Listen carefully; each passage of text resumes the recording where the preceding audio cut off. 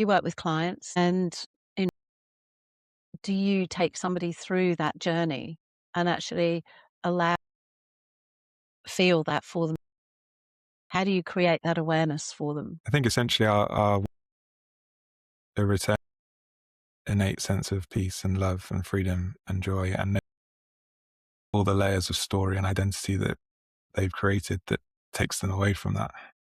So Mm. it's a removal of what's in the way rather than a bringing in of more or a layer.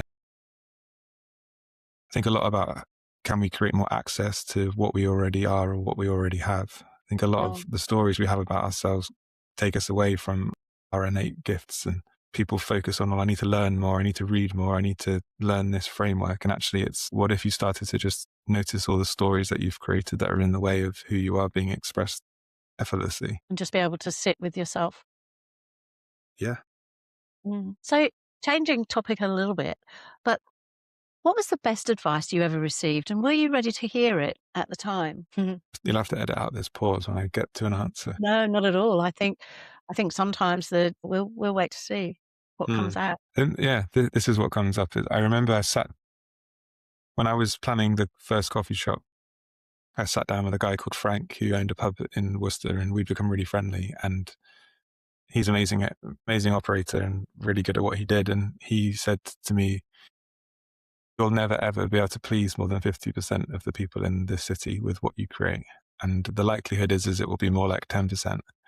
And you," he said, "if you focus on trying to please everyone, there'll be a tipping point where, yes, you might start pleasing the 50% that hate what you do, but as soon as you start pleasing them, the current 50% who love what you do will stop coming." It was real permission to me to just create that shop, that business in exactly the way that I wanted to create it. And it was such an expression or an embodiment of who I was and what I cared about in hospitality that we ended up having like crazy, mad, raving fans. And we also had people that really fucking hated what we did.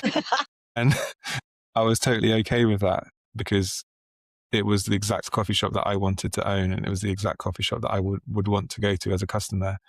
And it's interesting, I opened it 10 years ago, or about 9.5 years ago. And then the other day, my mum sent me a Daily Mail article where it's still landing, and it just landed in a top 41 or 42 coffee shops in the UK list.